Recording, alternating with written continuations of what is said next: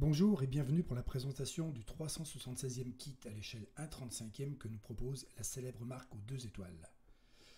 Le M18, apparu fin 1944, n'est certainement pas un engin emblématique de la Seconde Guerre mondiale, mais ce sera à coup sûr un superbe kit à monter. En tout cas, il aura toute sa place dans une collection digne de ce nom. Avant de découvrir plus en détail le contenu de la boîte, jetons ensemble un coup d'œil sur la notice, toujours aussi claire, Tamiya oblige. Le montage commence par le châssis, avec uniquement l'aménagement du compartiment de combat, donc vous l'avez compris, rien du côté poste de pilotage.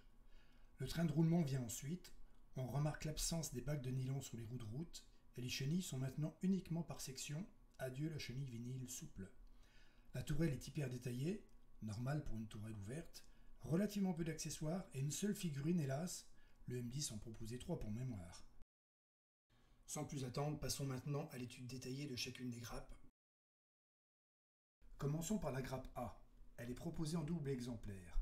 Elle regroupe l'essentiel du train de roulement. Petite particularité, seuls les barbotins recevront la fameuse bague nylon Tamiya. Les roues tendeuses et les barbotins sont constitués de 2 éléments à coller bord à bord, ce qui permet de reproduire les tubes d'évacuation de la boue. Les chenilles sont maintenant en injectées par section et par patin individuel, comme sur les derniers kits de la marque. Les racks à obus de la caisse, ils sont moulés monobloc en 2 éléments superposés, plus 4 petites pièces de finition pour un plus grand réalisme. Sur la grappe B, c'est le dessus de caisse qui attire tout de suite le regard. On remarque les ouvertures sur la plage moteur ainsi qu'au niveau du poste de pilotage.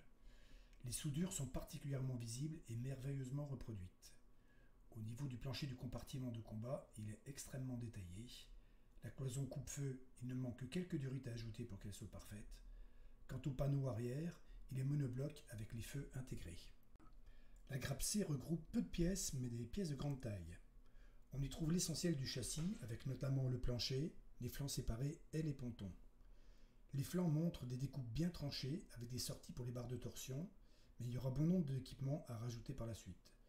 Comme pour la caisse, les soudures ont été soignées, ce qui est plutôt de bon augure. La grappe D, elle est exclusivement consacrée à la tourelle ouverte du M18. Les équipements de l'intérieur de la tourelle nécessitent bon nombre de petites pièces, mais rassurez-vous, sans tomber dans l'excès. La plus belle pièce est certainement la culasse. Elle est proposée en 2 blocs à assembler, plus une pièce de finition qui ne laissera aucun joint visible au mauvais endroit. Le canon, il est moulé d'une pièce avec un plan de joint quasi invisible. Tamiya nous propose uniquement la version sans frein de bouche de début de production. C'est dommage, on aurait aimé les 2 options. Il faudra faire attention en dégrappant la circulaire de tourelle. Elle comporte aussi quelques petites pastilles d'éjection qui resteront visibles. Le masque du canon, il est moulé sur la face avant, ce qui empêchera tout mouvement du canon. C'est un choix assumé par Tamiya, qui nous propose en contrepartie une superbe bâche de protection en 3 éléments qui aura fière allure une fois montée. Les soudures visibles sur la tourelle n'ont rien à envier à celles de la caisse, elles sont tout aussi belles. Enfin, la figurine, elle est magnifique. Par contre, faites attention, elle a des chaussures hiver, donc vous ne pourrez pas l'utiliser n'importe quand sur un diorama. La grappe E est un peu la grappe fourre-tout du kit. On y trouve un choix de garde-boue court ou de garde-boue long, selon la version choisie.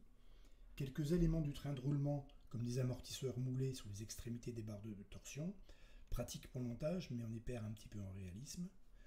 On y trouve aussi tous les éléments du lot de bord, mais surtout 2 grilles de protection du moteur et de l'échappement. Ces grilles sont aussi fines que possible, mais l'injectée a ses limites. Ceci étant dit, les barres des racks de tourelle sont très fragiles et attention en les dégrappant. Les trappes du pilote et du copilote, elles sont gravées sur les 2 faces. Tamiya nous propose des épiscopes séparés, ce qui est bien, mais il y a toujours une bizarrerie sur le dessus, puisque la protection est en position fermée.